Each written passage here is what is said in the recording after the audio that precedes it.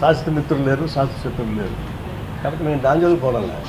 The interest of the public education institutions అంటే ఈ విషయంలో దానికి సంబంధం లేదు. అది రాజకీయపరమైన ఆలోచన. ఇది రాజకీయపర ఆలోచన కాదు. ఇది పొలిటికల్గా కొంతమంది ఉంటాం, కొంతమంది ఉండడం చదివేరు. కాబట్టి రాజకీయాల్లో మీరు ఏం చేస్తారంటే మేము ఉంటాం మా పార్టీ డిసిజన్ ప్రకారం. కానీ ఇది రాజకీయ సంబంధం లేదు కదా. విద్యా వ్యవస్థకు ఉపయోగపడే ఆస్తి, దాని జోలికి ఎవరు రావడానికి వీలు లేదు. గతంలో వచ్చినా తప్పే, ఇప్పుడు వచ్చేవాళ్ళు తప్పే. మద్దతిస్తున్నటువంటి పార్టీ ప్రభుత్వం ఆ రకమైన నిర్ణయాలు తీసుకోవడం సరైనది కాదు కదా. దిశలో మీరు వాళ్ళకి గైడ్ చేయొచ్చు. అంటే మా గైడ్ వింటారు వాళ్ళు, తలకాయ నడుస్తుందా? మేకుంటే ఒక సీటు 2 సీట్లు, వాళ్ళు మా మాట వింటారా? కానీ నేను చెప్తాను, ఓపెన్గా చెప్తున్నాను కదా. మా స్టేట్ సెక్రటరీ సంవత్సరం ఇంతకుముందే చెప్పారు. మా అభిప్రాయం చెప్తాం. మనం ఇన్ఫ్లుయెన్స్ చేయడం అనేది మేల్కొని నిద్రపోయి లేపుతామా?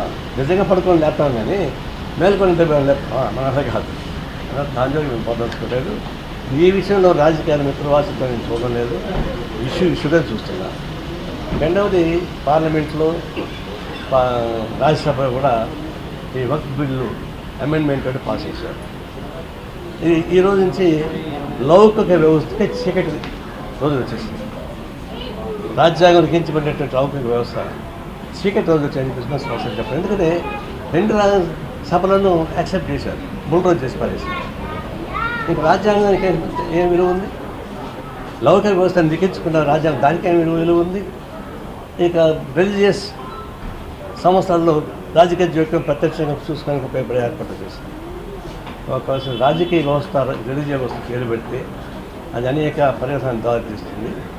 సమాజంలో శాంతి ఉండదు, అనేక కమ్యూనిటీ టెన్స్ వచ్చే ప్రమాదం ఉంది. బట్ రాజ్యాంగంలో చెప్పారు కదా, ఏమి అసలు 1% 1% వరకు పోకూడదు. ఇప్పుడు మీకేమొచ్చింది పోవడానికి?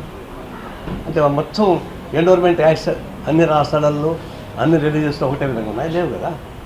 కానీ వీళ్ళకి మొట్టమొదటి వచ్చిన మాట వాస్తవం. అంతెందుకు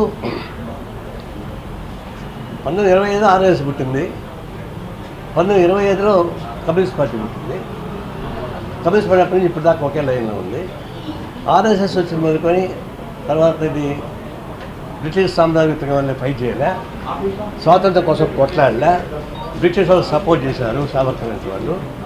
ఆ తర్వాత మనకు స్వాతంత్రం వచ్చింది, జనసంఘ పార్టీగా ఏర్పడింది, ఆ జనతా పార్టీకి ఏర్పడింది, మళ్ళీ బీజేపీకి ఏర్పడింది. ఆయన ఆర్ఎస్ అట్లా ఉంది. అది స్వాతంత్రం కోసం పోరాటం సాగిస్తారు తెలియని వాళ్ళు.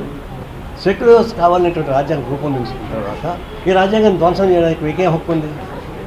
దేశ స్వాతంత్ర పోరాటంలో మీకు పాత్ర లేదు కదా, మీకేం హక్కు ఉందని రాజ్యాంగం ఏర్పడ్డారు. మీకేం హక్కు ఉంది ఒక లౌకిక కోసం పాడు చేయడానికి? కేవలం స్వార్థపూరిత, నేరుగా సంకుచితంగా ఆలోచించి తప్పు. కానీ దీన్ని మేము తీవ్రంగా వ్యతిరేకిస్తున్నాం. పార్లమెంట్లో పాస్ అయ్యవచ్చు, కానీ బయట మాత్రం ఆందోళన కొనసాగుతుంది.